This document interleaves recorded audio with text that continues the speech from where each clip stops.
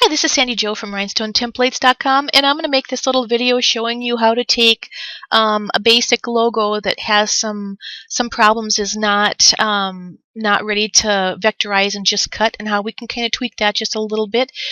This particular image here is from a friend on the Bling group, and she was wondering how to work this, and what we have to do is, this is a JPEG that she sent me, and it looks like it's nice and clean except for the lines outside of here, but I'm going to go ahead and show you a few different ways how to work with this image, and how to make it a cuttable image so that we can use it for heat press vinyl, for sign vinyl, or to rhinestone if we want to.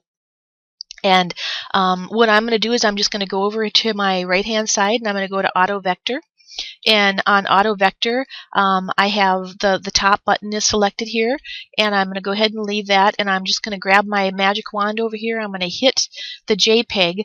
I leave my setting on 2, which gives me a lot of clean lines and doesn't give me a lot of noise or a lot of different things on the inside of the program or the design. So I'm going to go ahead and just click OK, and then I'm going to let it go ahead and do its work and vectorize for me. And I was in wireframe, I just clicked out. Now I'm not anymore, and this is what it did for us, which came through pretty nice. When you're trying to vectorize a picture, if you have a white background, it works really good so it doesn't pick up that background. If not, you can get rid of that background too when you start pulling the pieces out that you don't want to. This is the JPEG, and I'm going to go ahead and I'm going to select that and slide that over and get that out of our way. By the way, I'm working in Scrapbooking, Funtime Scrapbooking 2014, working with this, which has the Cameo drivers and some of the Craft Robo drivers and a lot of the other drivers in it to work with different machines.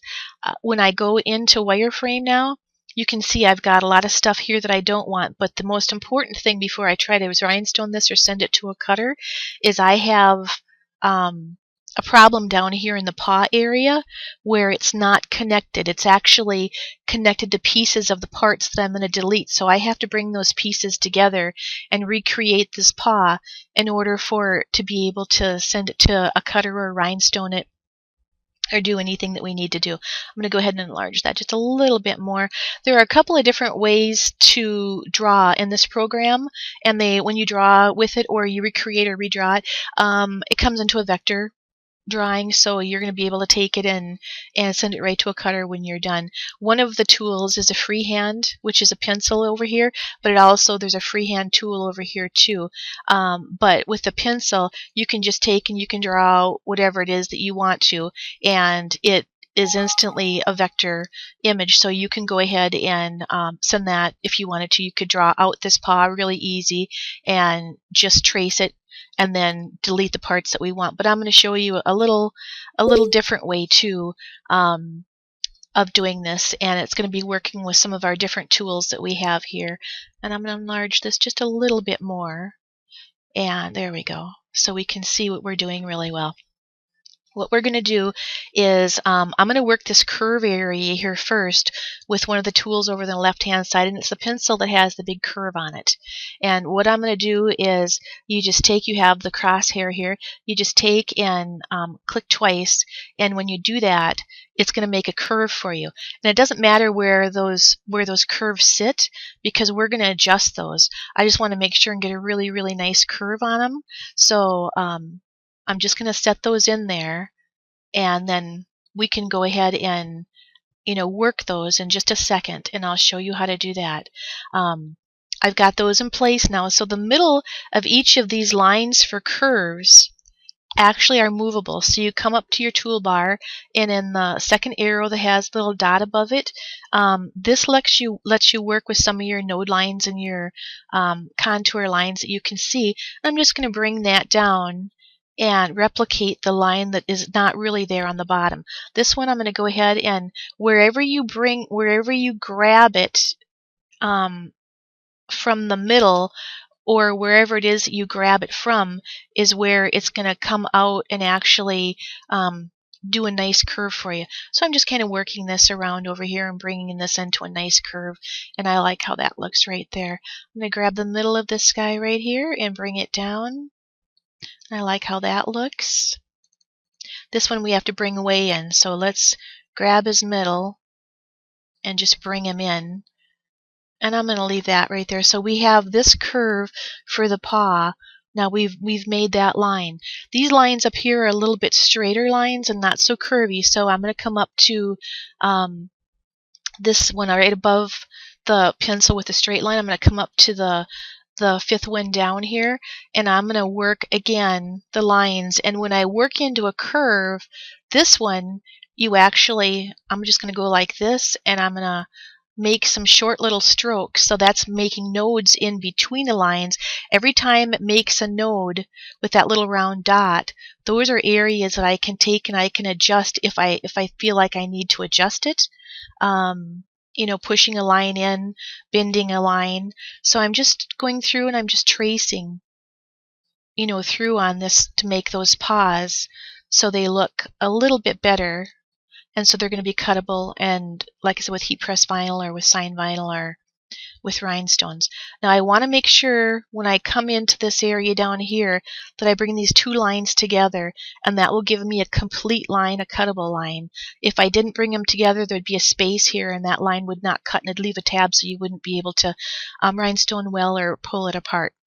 Again, come down to your second one, arrow right here that has a little dot, and you can come in here, and the red lines are the ones that I just created here.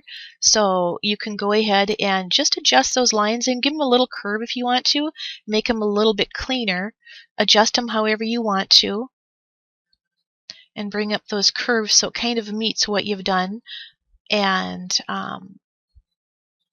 it's just kind of fun because with doing this, you're really able to take, and if you had something that came in vectorizing and did not vectorize very well, you could take these tools and you could create just about anything that you wanted to recreate, and make it a really nice cuttable clean file.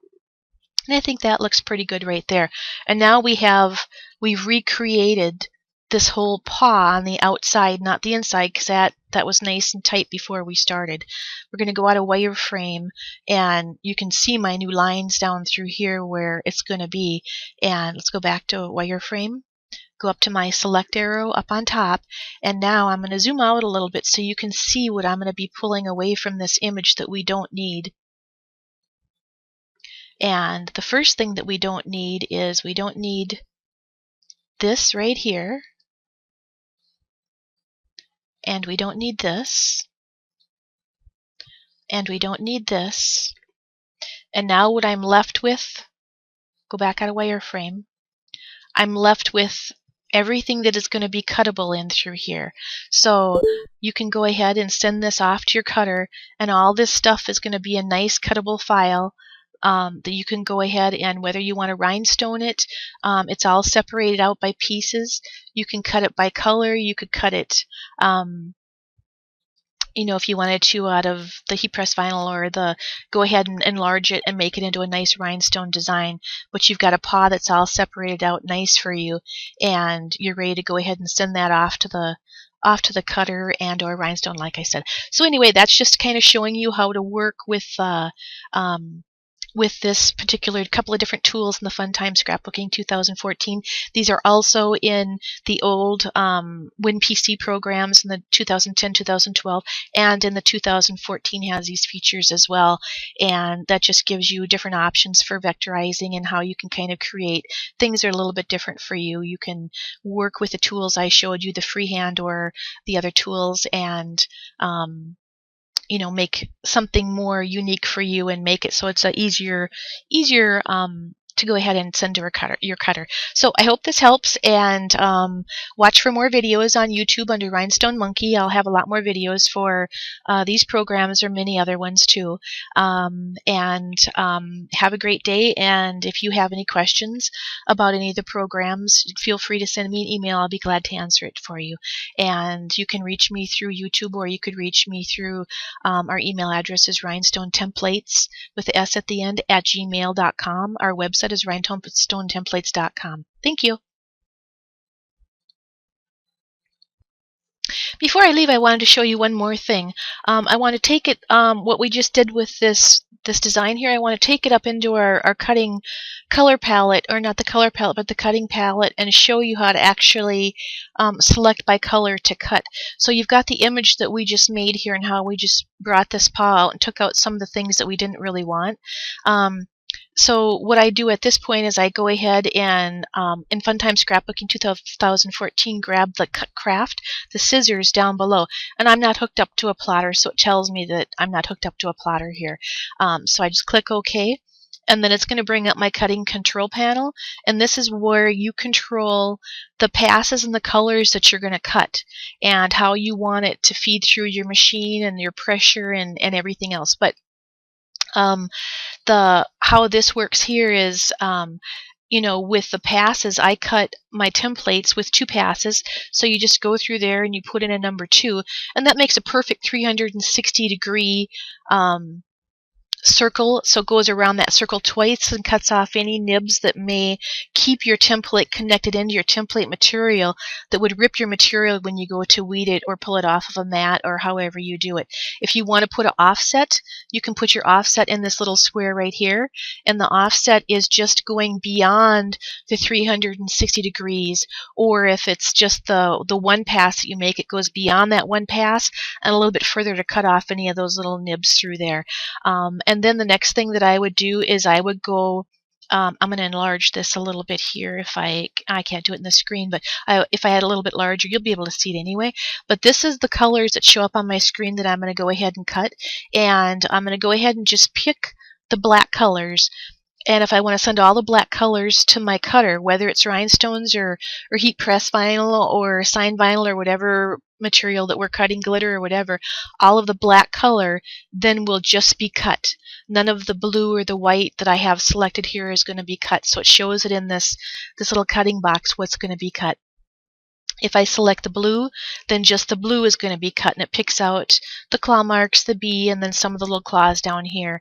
If I just pick the white, it's just the insides and what I have that are white that are going to be cut in the program. So I just wanted to show you how it actually selects.